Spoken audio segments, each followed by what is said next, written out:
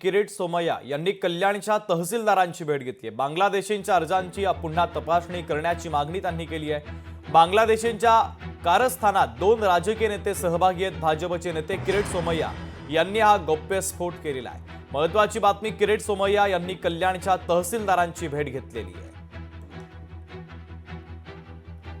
2 लाख बांगलादेशी रोहिंग्यांना भारतात जन्माचं प्रमाणपत्र देण्यात 1,23,000 दिले।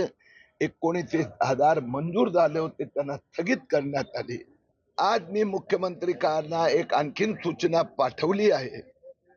ज्याचा पासपोर्ट व्हेरिफिकेशन साठी पोलीस स्टेशन मध्ये एक अधिकारी नेमला जातो, अशाच पद्धतीने जुने उशिराचे प्रमाणपत्र, जन्म प्रमाणपत्र मिळवण्याच्या प्रक्रियेत त्या पोलीस कडून व्हेरिफिकेशन करून घेतलं पाहिजे।